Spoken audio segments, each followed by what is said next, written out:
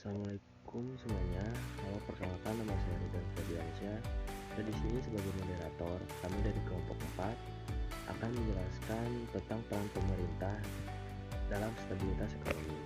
Nah, di sini ada rekan saya Ilham Gunawan akan menjelaskan tentang peran APBN dalam stabilitas ekonomi.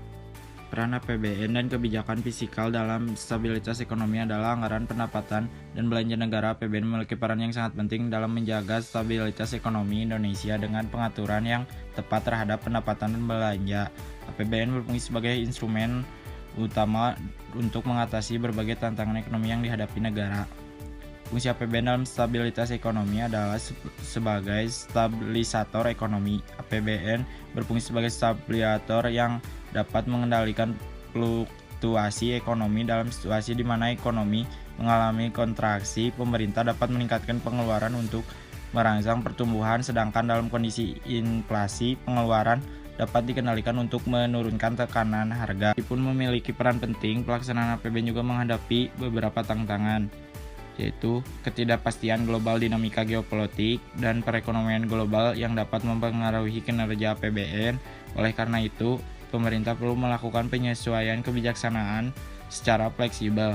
Keterbatasan sumber daya, ketersediaan sumber daya yang terbatas dapat menjadi kendala dalam mencapai target-target anggaran yang telah ditetapkan.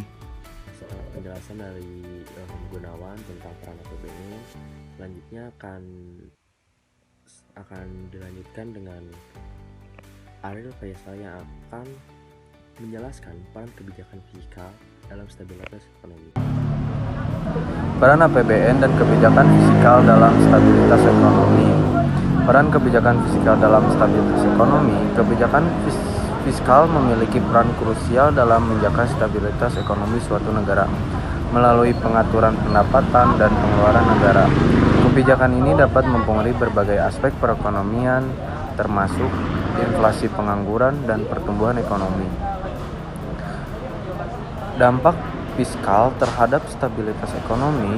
Mengendalikan inflasi. Kebijakan fiskal dapat digunakan untuk mengendalikan inflasi.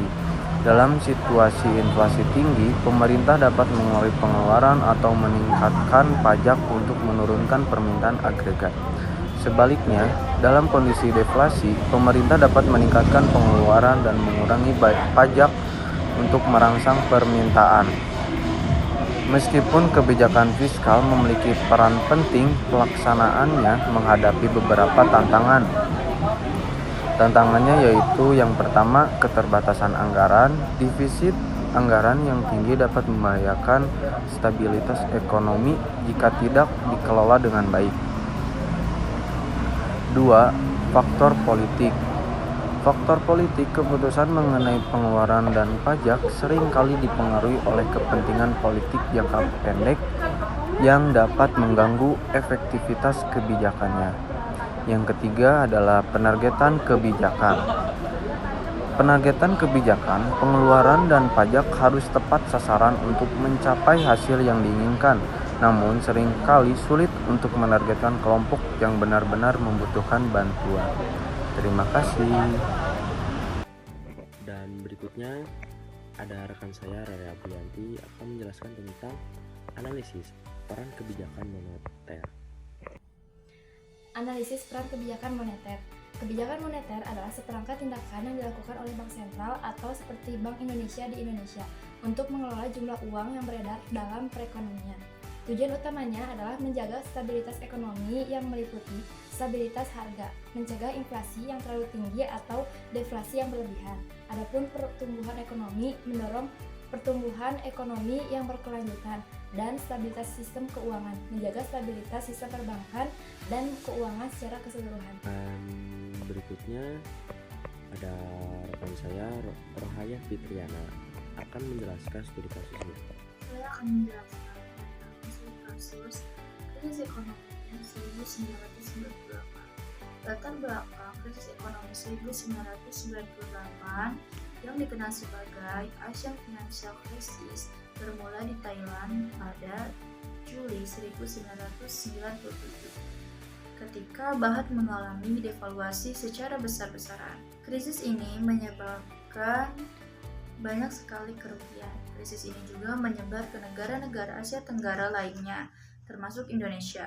Di Indonesia, krisis ini tidak hanya berdampak pada ekonomi saja, melainkan memicu juga krisis politik yang mengakhiri era Orde Baru setelah 32 tahun kekuasaan Presiden Soeharto.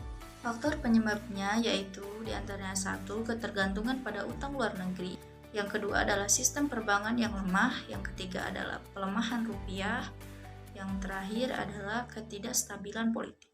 Krisis ini berdampak pada sektor ekonomi, yaitu yang mengakibatkan kenaikan inflasi mencapai lebih dari 70%, sehingga harga kebutuhan pokok melambung tinggi. Selanjutnya yaitu berdampak pada sektor sosial juga yang mengakibatkan kerusuhan. Kerusuhan besar terjadi di Jakarta dan kota-kota lainnya, dengan sasaran utama adalah aset-aset milik warga Tionghoa.